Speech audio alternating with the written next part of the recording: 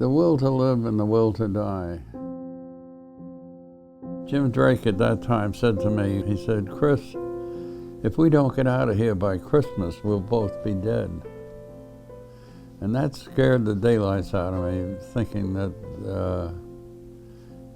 there was going to be a termination to all of this, and I didn't like the outcome. Jim Drake died Christmas Day, 1944, and I directly relate that about as his will to die, how powerful that will to die was. My will was a will to live, and because of that, I'm here today.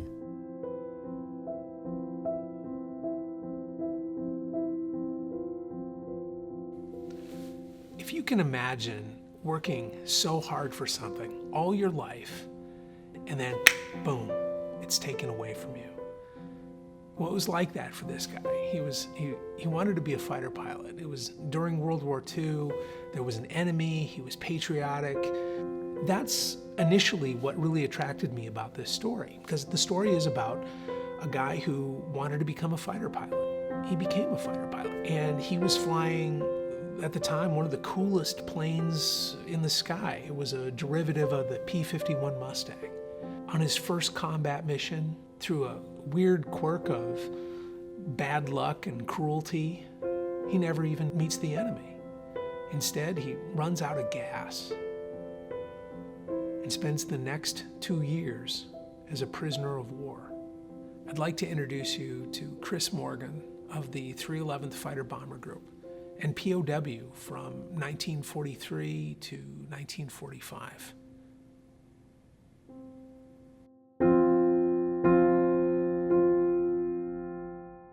I was born in Whitestone, New York. That's Queens County.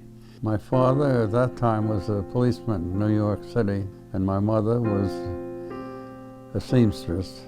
She was the last of 8 children, and she grew up working for her sisters. There was a place called, in New York, Floyd Bennett Field, was a famous airfield like Roosevelt Field and Mitchell Field. All those were out in Long Island. And we used to go, as recreation, we used to go out and watch airplanes, watch them fly. And I can remember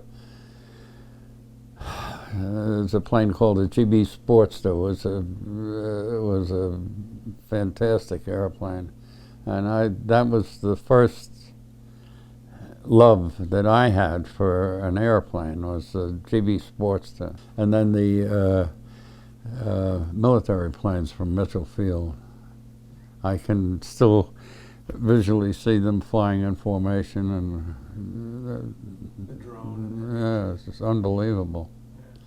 But that was an influence that stayed with me, and is still with me. On Pearl Harbor Day, I was with my buddies Dick Clark and Harry O'Neill and Fred Kroll and Clyde Baird. 5 of us were standing out in front of a soda shop in Yonkers called, we used to call it the Dutchman's.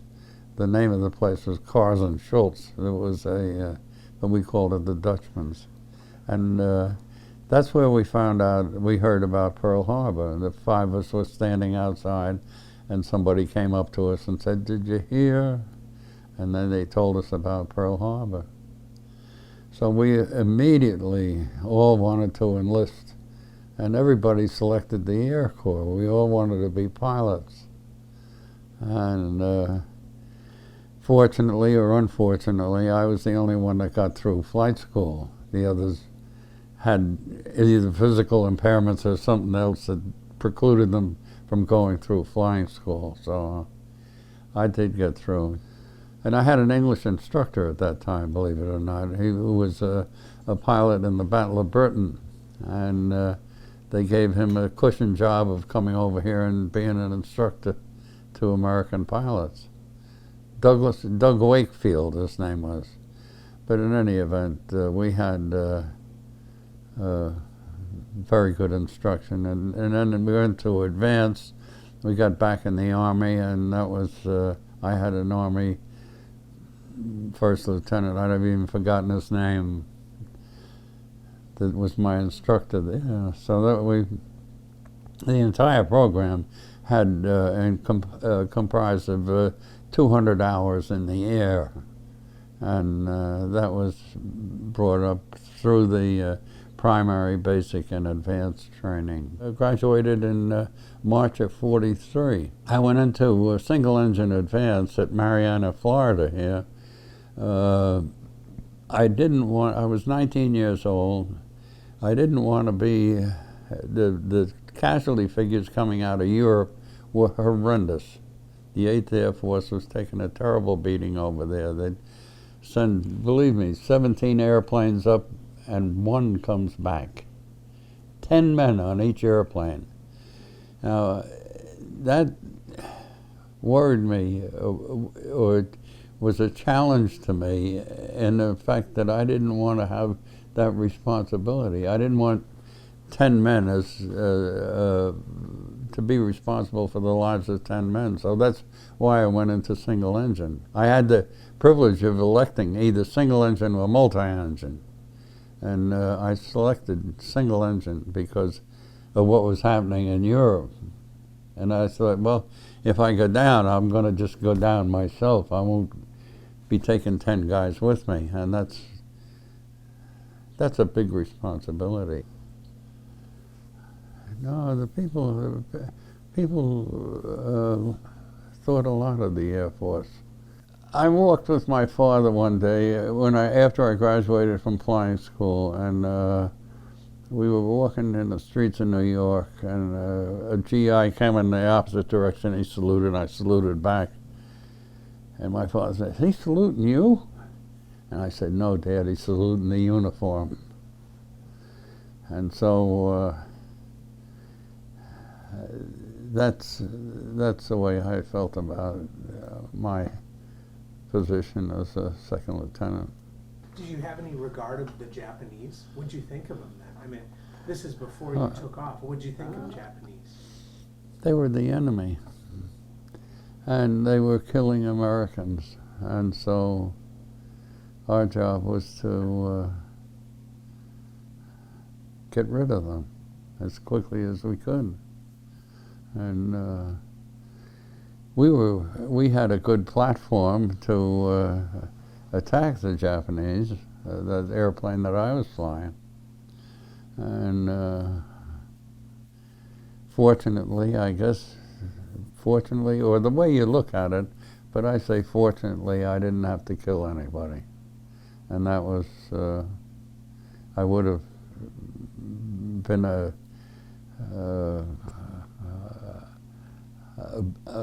good, I was a good pilot, and I knew my job, and my job at that time would have been to kill people, and that's something I didn't have to do because of the POW thing. So I can remember going down the runway and waving at my crew chief, "So long, I'll see you." The flight that I was on that went into Burma was the first mission of the 311th Group.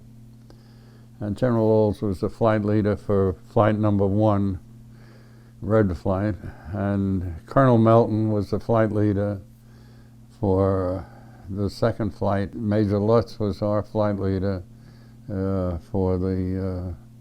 our flight. So I knew what my target was, and I never got to the target because our flight leader got lost and took 2 other guys with him. How do you get lost, Chris? Inexperience is number one. You lack of preparation. I don't think he properly prepared himself for what he had to do. He was a good officer and a good leader, but he was a rotten pilot, and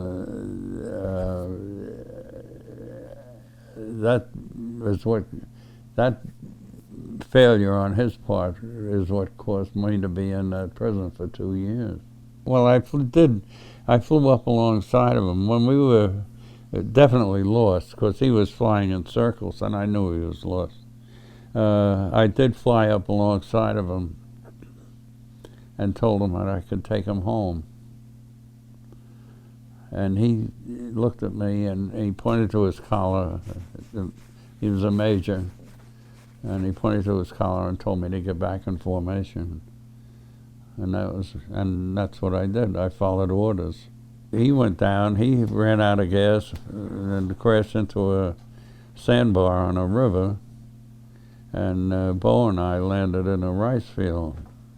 Not that I had picked this. One of the things you learn when you're flying is that you always have a place to land. You're always looking for another spot. And I had a spot in mind. I knew where to go. And so I landed in a rice field. I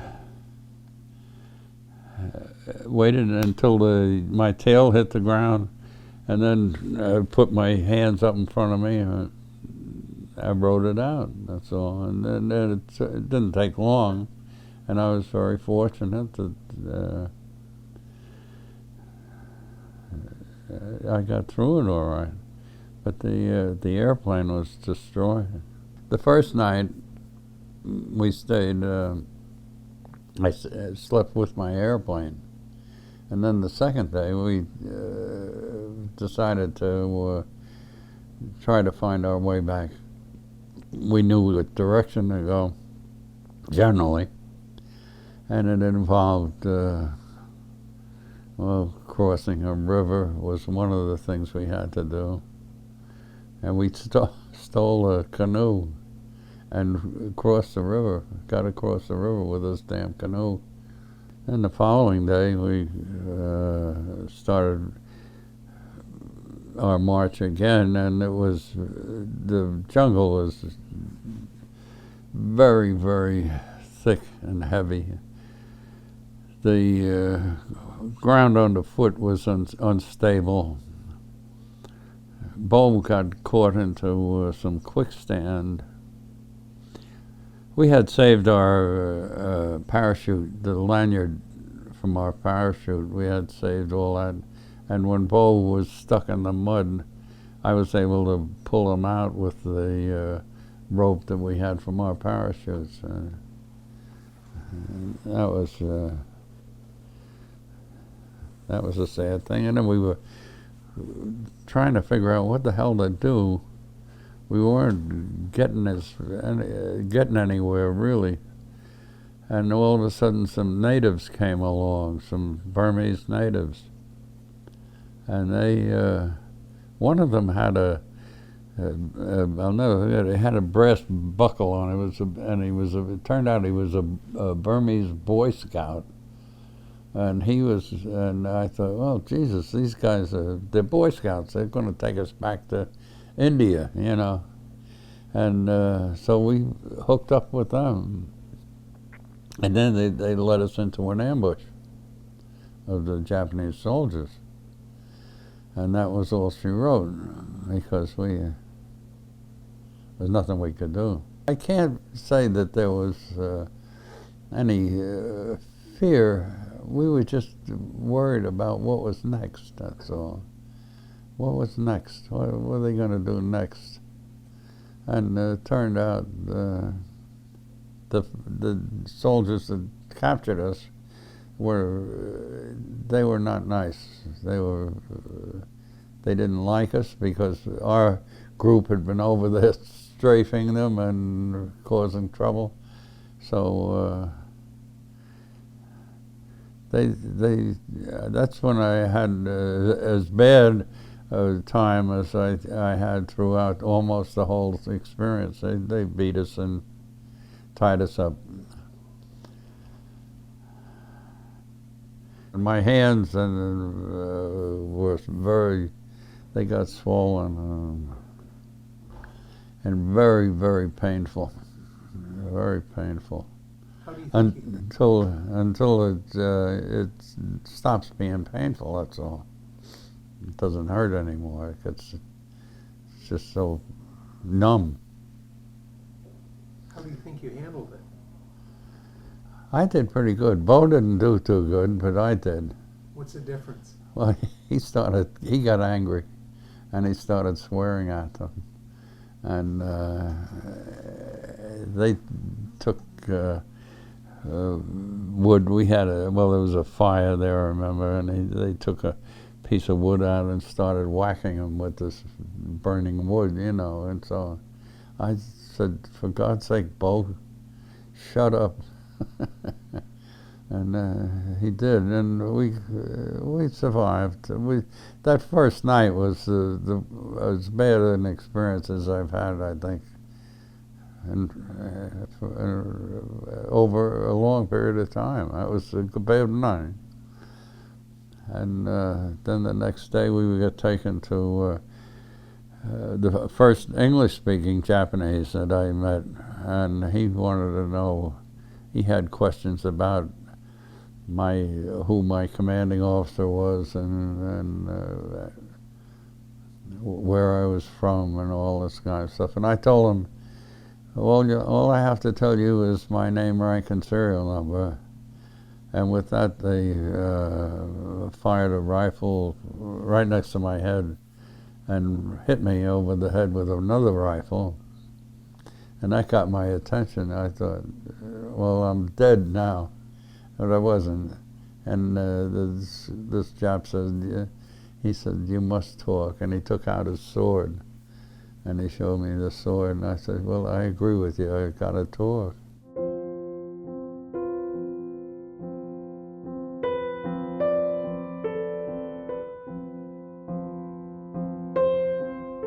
We were in solitary confinement, and it was almost 3 months.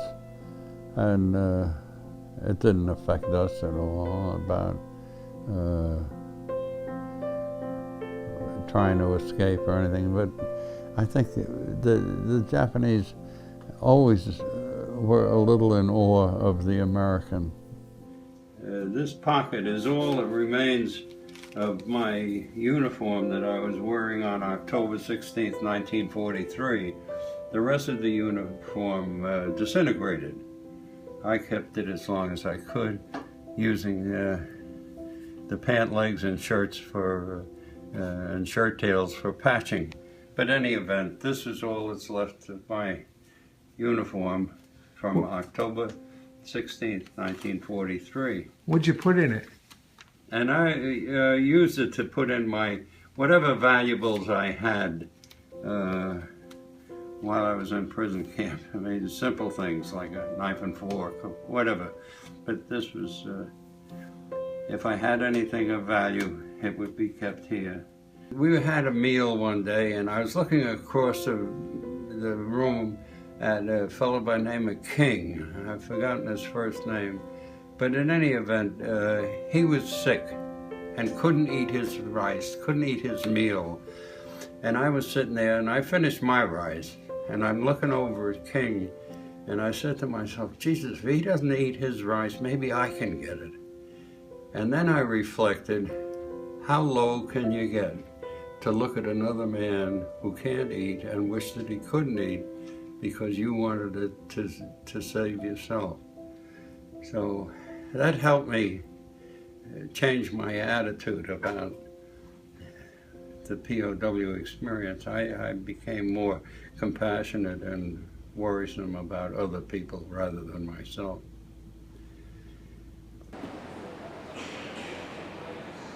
So you walk up here, this is a F-51, it's in post-World War II markings because they got the red stripe. But when you're approaching an airplane like this, does your mind go back to your training, or does your mind go back, or is it just so far away you don't remember? Oh no, I'd like to sit in there, and I wouldn't have any qualms about cranking it up and moving it around. You said something yesterday. You said you had a regret that you didn't fly after the war. The opportunity was not there. When I got out of the prison camp, there was little or no guidance in terms of a future in the Air Force or opportunities to get back into squadron work. The war was probably drawing to an end, and we were surplus.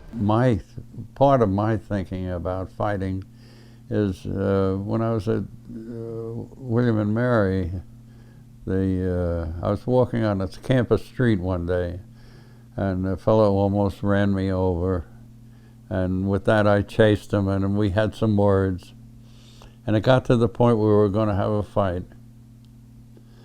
And he said, "I'll fight you, but isn't it stupid? Isn't it stupid?" I put my hands down.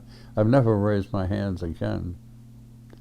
And if you extend that thinking to the war games, it's stupid. War is very stupid for fellows to go out and kill each other. But they do it, and they're still finding better ways to kill each other than they ever had before. And it's terrible. And it's absolutely, the best description I can think of is stupid. And nobody likes to be called stupid. So that's the way I feel about it.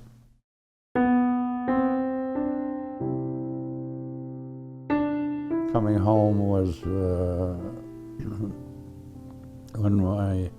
when I got to the front door and my mother and father came to the door, they collapsed in my arms, both of them.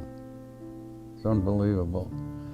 And that emotion has,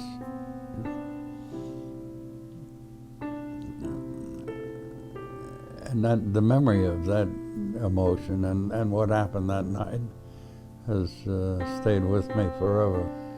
So that was that kind of,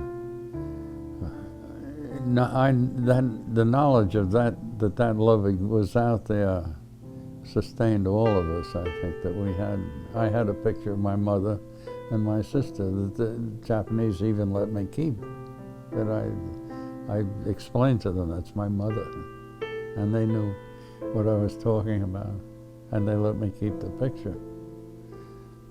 So that was one of the things I had in my little pocket bag. And then after the war, I thought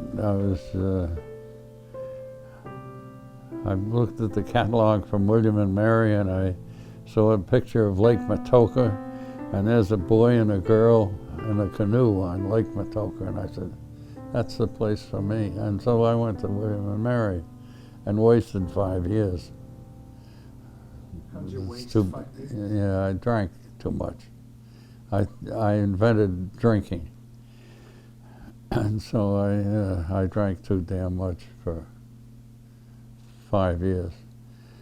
And then when I got out, when I left school, I went to work and saw how tough it was going to be out there. And I needed help, and I was fortunate enough to meet Connie. And therein lies the best part of my life. Connie was the biggest, powerful, positive influence in my life. And after I met with her and became serious, my life changed in the best possible way. Before we got married, she took a week's vacation with her girlfriend, and she made a decision during that week about whether or not she wanted to marry me or not. And so that she made the decision that she wanted marriage, and that was my good fortune. If you were to have your last day on Earth and you were going to be having lunch with a random 16-year-old boy or girl and you had to tell them something. You don't want to go through life angry. You want to go through life in the best possible mental frame that you can conjure up. And I think that if you could give a person an enthusiasm for their life that's been given to them,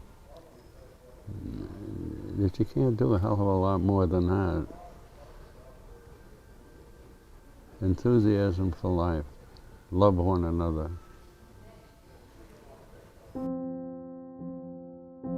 You know, I think there are two powers at play here. The first power is the power that allows a man to just grind through pain and torture and disappointment and deprivation. That's the power of will. It's the only thing that I think can really get an individual up and through the yuck. But what about when the yuck goes away and you're home and it's peace and it's safety and everything is as it should be? It was the second power that got Chris away from the bar and got Chris back focused on success and becoming the person who he was meant to be. And by the way, he did achieve success. I mean, success in business. He became a successful father. What is that power?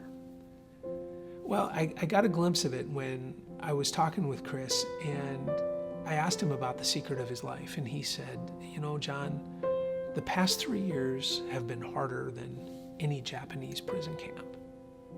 And I said, well, you know, why is that? He said, well, 3 years ago, my wife died. And I got it. It was his wife, Connie, who got him out of the bar. It was wife Connie who gave him the confidence and courage. It was his wife Connie who helped him become a strong father. That second power is not the power of human will. It's the power of human love. Now, how's that for a war story?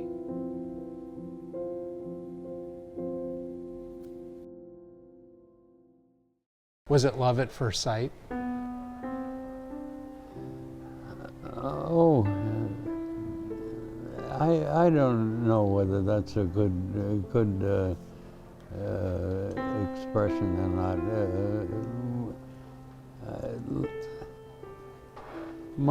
Connie is no longer here, but I love her more.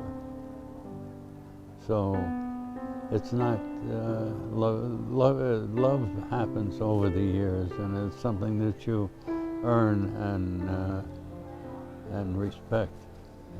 Our marriage, as I've said to you, it got better and better over the years. It didn't deteriorate, and that's because we loved each other.